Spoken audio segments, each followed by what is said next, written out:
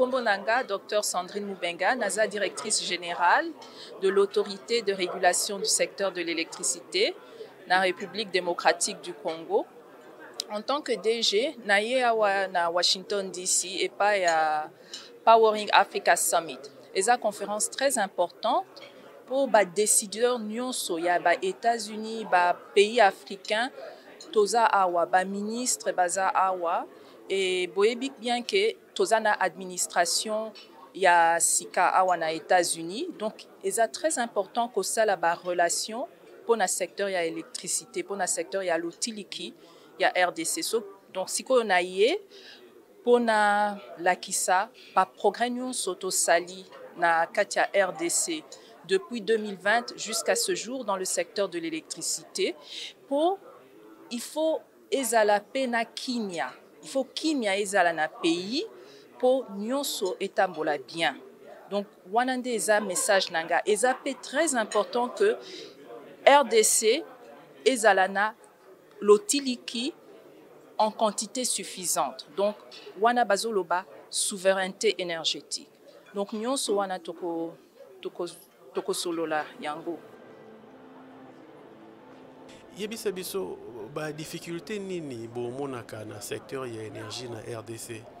Siko secteur ya lotiliki et pas ya biso eza na ba difficulté nyonso boyebi ba délestage problème eza que tozana électricité, tozana l'utiliki, mais éco-kamité. Donc, il faut tobakisa électricité.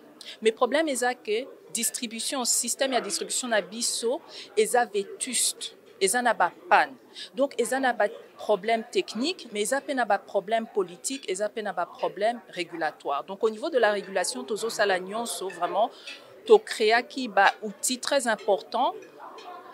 To pesi ba pièce ya législation il fallait ezala pour to pesa ba titre ya ba compagnie privée. Donc siko ezana ba SNELT tozana 50 différentes compagnies en RDC bazo sala électricité. Donc nyonso wana tozo travailler mais boyebi que depuis que to bandaki électricité en 2020 capacité installée ya biso ezala qui environ 2600 mégawatts. En 2024, capacité installée est à peu près 3600 MW. Donc, mon sala est au salema, mais tout encore est belé. Il faut tout sala est belé. Si quoi, ba solution nini bozana yango na Congo na makambo matali électricité et na ndenge bozota awa solution nini bozome makuna na Congo pour na makambo yango etali courant. Les solutions, ba solution est belé, mais solution numéro 1, il faut kimia. Il faut tozala na kimia na katia pays et puis il faut trouver moyen en discutant avec les différentes compagnies sur place. Il faut discuter na moyen ya kozwa souveraineté énergétique. Donc je crois na bandi que ceux qui tozo discuter ça na moi régulateur ya ba pays mosusu toza na table ronde demain après-midi, na ba régulateur ya pays mosusu. Donc toko solo là et pas ya souveraineté énergétique, ba échange à électricité. Donc ça sera fait demain. Et puis session demain matin, je pense que chaque fois bozo sala partage ya échange, bozo zoa solution. Donc toko salana partage ya échange et puis toko zoa ba solution na ba problème mosusu. Pe toko yoka baninga basali nini.